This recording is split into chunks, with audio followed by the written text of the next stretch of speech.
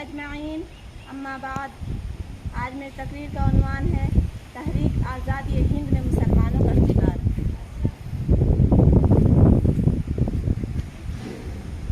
16ویں صدی عیسوی میں انگریز تاجر بن کر ہندوستان آئے اور ایسٹ انڈیا کمپنی کے نام پر تجارتی کمیٹی کی بنیاد رکھی اور اپنی شاطرانہ چالوں کے ذریعے پورے ملک کو غلامی کی زنجیروں میں جکڑ لیا. سونے کی چڑیا سے مشہور اس عظیم ملک کی دولت لوٹنے لگے. لڑاؤ اور حکومت کرو کی مکارانہ پالیسی اپنا کر پرامن ہندو اور مسلمانوں کے درمیان منافرت کی ایسی بیج بو دی کہ وہ آج تک ختم ہونے کا نام ہی نہیں لے رہی ہے. ملک کی تہذیب و تمدن، سماجی و اقتصادی زندگی میں اپنی حیاسوز تہذیب کے انمٹ نقوش چھوڑے کہ آج بھی ان سے پیچھا چھڑانا مشکل نظر آتا ہے.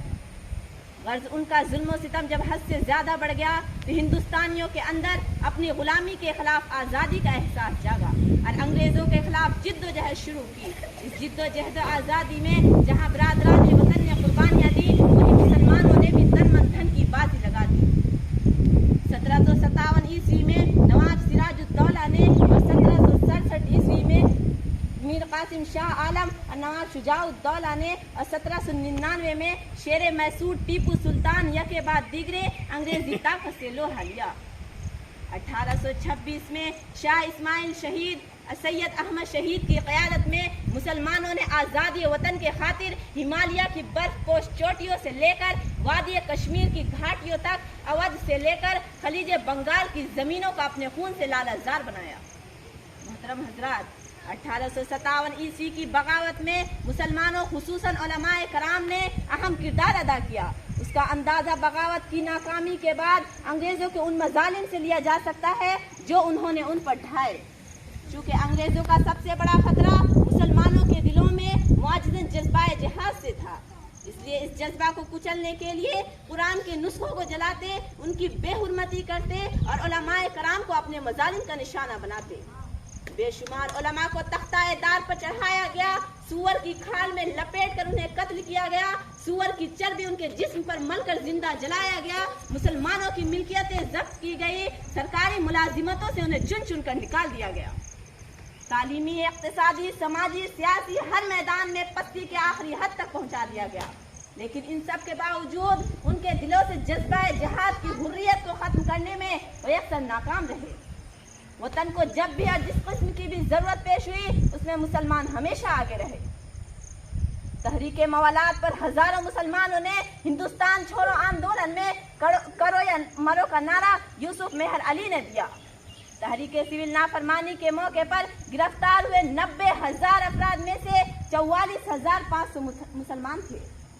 ٹیکس مت دو تحریک کی قیادت سرحدی گاندھی خان عبد الغفار خان نے کی.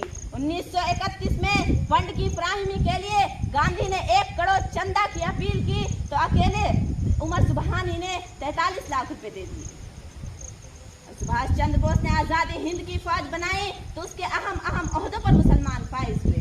اور جب برما میں انہوں نے چندہ کی اپیل کی تو اکیلے ایک مسلمان تاجر عبد الحبیب مارخانی نے 1 کروڑ 34 لاکھ روپے دیے. اس کے علاوہ مولانا ابوالکلام آزاد الہلال البلاغ کے ذریعے، مولانا محمد علی جوہر کامریڈ اور ہمدرد کے ذریعے، مولانا ظفر علی خان زمیندار کے ذریعے مسلم عوام کے دلوں میں برابر آزادی کی روح پھونکتے رہے. بڑی محنتوں اور کوششوں اور قربانیوں کے بعد بالآخر ان کی تمام عیاریوں اور مکاریوں اور ظالمانہ کارروائیوں کے باوجود یہاں حکومت کرنا مشکل ہو گیا. اور 15 اگست 1947 عیسوی کی وہ حسین نمودار ہوئی جب انگریزوں کی ناپاک حکومت کا خاتمہ ہوا اور ملک ان کی غلامی سے آزاد ہوا. محترم دوستو، آئیے اس جشن یوم آزادی کے موقع پر ہم یہ عہد کریں کہ غلامی کو ہم کبھی برداشت نہیں کریں گے اور اپنی آزادی کے لیے، چاہے وہ سیاسی آزادی ہو یا دینی، سماجی آزادی ہو یا معاشی، ہمہ وقت تن من دھن قربانی پیش کرنے سے کبھی گریز نہیں کریں گے. کیونکہ غلامی میں نہ کام آتی ہے شمشیریں نہ تدبیریں، غلامی میں نہ کام آتی ہے شمشیریں نہ تدبیریں، جو ہو ذوق یقین پیدا تو کٹ